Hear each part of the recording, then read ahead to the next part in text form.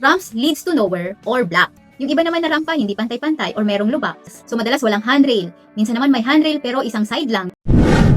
Hi everyone, it's Architect Zen. So another episode of On-Site Insight. So ang pag-uusapan naman natin ngayon ay ang PWD ramp or yung mga rampa ng mga people na naka-wheelchair.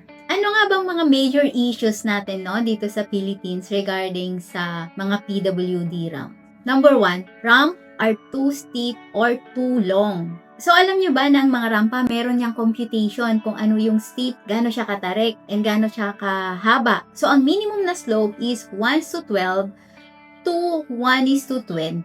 Kaya lang, dito sa Pilipinas, maraming rampa ang sobrang tarik na to the point na halos nakahiga na yung PWD natin. So, syempre, ito ay delikado at imposible din na talagang makadaan ang isang PWD, lalong-lalo na kung siya ay mag-isa. Number 2, ramps leads to nowhere or block. So, usually, may mga establishments or commercial area na yung rampa nag-lead siya sa mga bangketa or di naman kaya nakaharap sa hagdan or di naman kaya nakabara sa tindahan, sa column, or kung saan-saan pa. So, usually, ang nangyayari, nagiging display lang talaga yung rampa. Number 3, narrow or poorly designed ramps. Yung tipong hindi ka naman makadaan dahil sobrang sikip, diba? So, usually, meron din yung sukat kung gaano dapat yung width ng isang rampa. Yung iba naman na rampa, hindi pantay-pantay or merong lubak. So, syempre, delikado ito sa mga PWD natin.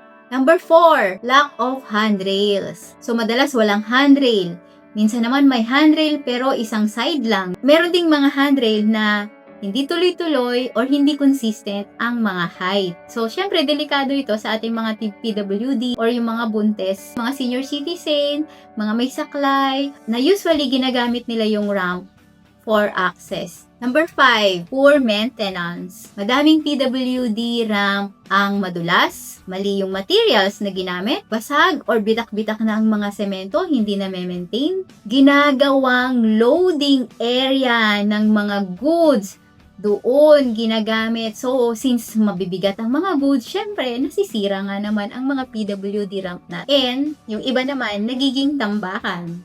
Number 6, non-compliance sa mga public transpo or facilities. So, kadalasan sa mga babaan, sa mga bus terminal natin, walang mga rampa. Lalong-lalo na, madalas maraming mga bus ang hindi rin equipped sa mga for PWD. Unlike other countries, yung mga buses nila, may mga rampa talaga. Ang mga PWD sa other countries, mula sa bahay nila hanggang sa pupuntahan nila kung saan man yan, kung magmumall man yan, magbabas, magte-tren, makakalabas sila ng mag-isa. Number 7, lack of enforcement of BP 344.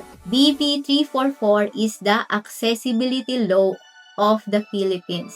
Number 8, PWD ramps exist because of compliance naman. So, yung iba nalilimot, pero dahil kailangan, dahil sinita ng municipality, maglalagay sila ngayon for compliance lang na hindi siya tamang design, hindi siya tamang computation, as long as para lang pumasa sa requirement ng munisipyo. So, what should we do? Architects, contractors, lalong-lalo na mga young architects. It should be a priority. Hindi siya out of the blue, nalimot natin. And syempre, we should stand na kailangan talaga may rampa kahit sabihin ng client, wag na nating lagyan. No. Kung ano yung tama, ilagay natin. So, that's all for today. I hope natutunan naman kayo for another episode of On-Site Insight.